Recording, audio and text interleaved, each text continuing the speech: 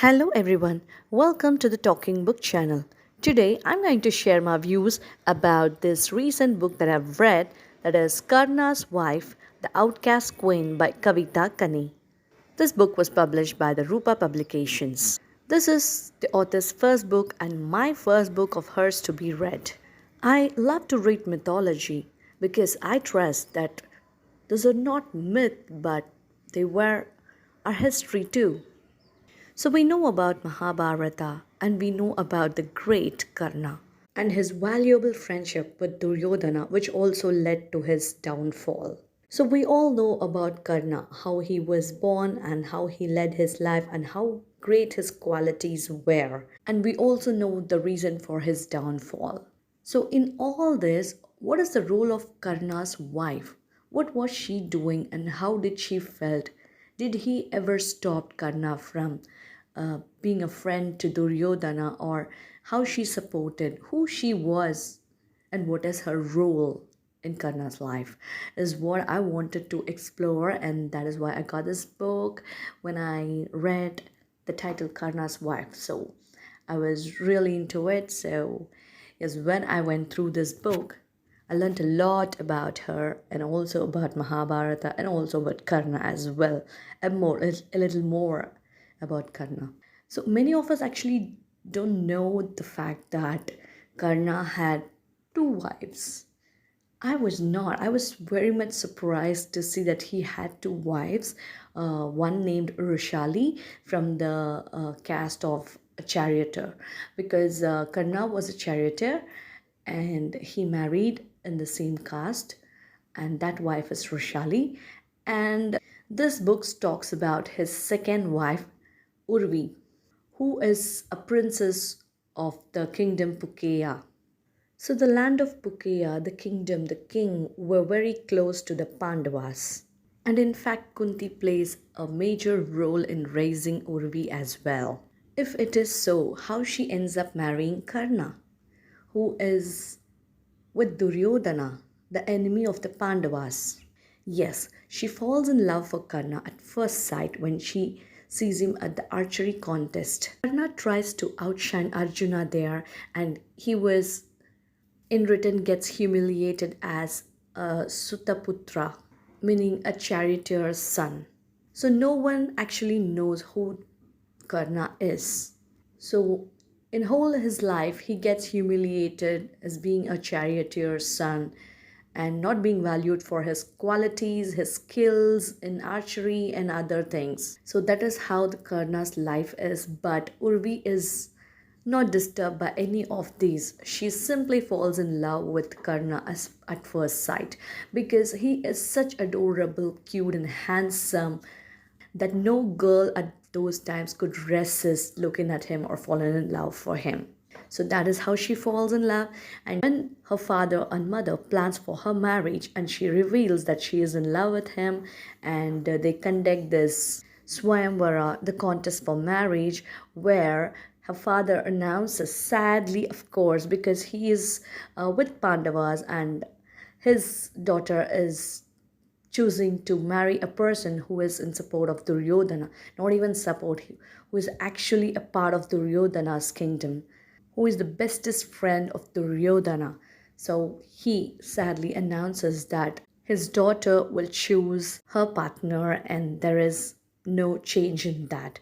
So Urvi puts a garland around Karna in front of everybody at the palace or at the hall, Swayamvara hall, and it burst out into a lot of chaos because everyone were looking forward uh, for Uvi to marry Arjuna at that time. So when things turned out this way, there was a lot of chaos, and even Karna wondered why she wants to get married to me because she is someone who will be supportive to the Pandavas, and why she is getting married to me. He was wondering why he was invited to this Swayamvara because he was humiliated at the Swayamvara for Draupadi, where he was called Asotaputra and was not given the chance to contest against Arjuna for marrying Draupadi. So when he received an invitation from this kingdom, he was really surprised to know who the one who invited me. So he came and found out that he was the one selected by Urvi for marriage. She marries, and Karna takes her to his kingdom, the Anga, which was gifted by Duryodhana, and he introduces her to his family. He has a wife, first wife, Rishali, and sons, and even a brother, Shona, and mother Radhe, and father Adhiratha. Though everyone accepts Urvi in their family, there was one person, Karna's brother Shona, was very much curious and doubtful about this new wife of Karna, the Urvi. Urvi ignores all this and she loves Karna so much that she doesn't even care about anything. She is being treated by other princes very badly. She was not invited to the events because she has become a Sutaputra too. Means she has become a low caste now. So she was not being invited. She faces a lot of things, but nothing disturbed her because she was too much in love with him. The only thing that disturbed her was Karna's friendship with Duryodhana. She also gets disturbed by Karna's love for Draupadi and Draupadi's love for Karna, which was really a new for me to know. And then the whole book goes through various events at Mahabharata, especially about Draupadi's Vastrahan and how the way Karna reacted to it and how he was treated by Urvi at that time and how eventually Karna faces his end and how he knows that he is going to fall because of course he is supporting the evil.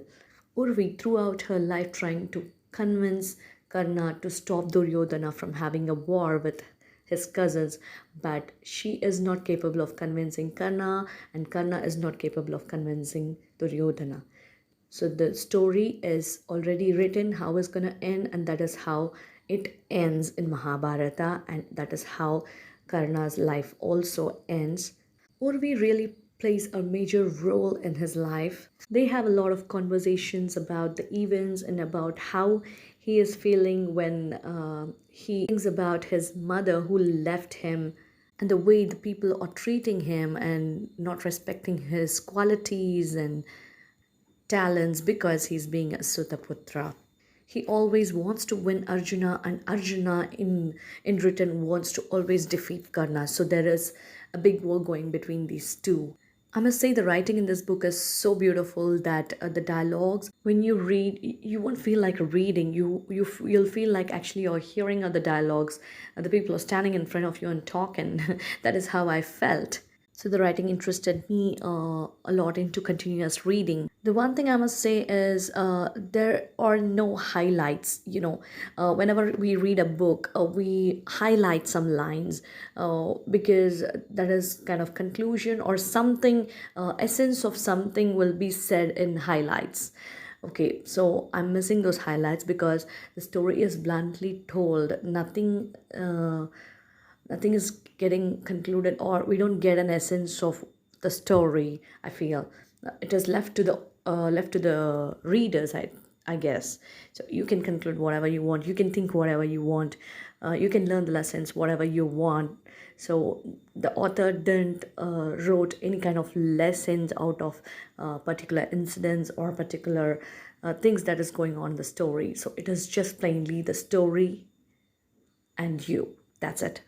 Secondly, I feel a lot of scenes are repetitive, especially about the archery and Draupadi Swayamvara will be repeated at many instances. Maybe it was needed, but of course, while reading, it was a bit boring to always go into that scene again and again and again. I also felt like she could have included some wise words from the character Krishna. Of course, our Lord. How can he be simply treated as just a human, you know, with all those treacheries and emotions? Of course, he might have been like that, but she could have included some wise words from Krishna as well. She could have reasoned Krishna's actions or Pandava's actions well whatsoever. That's what I'm telling you, that the story is plain. There is no sides between Pandavas or Kauravas, so it is plain and you can conclude whatever you want to.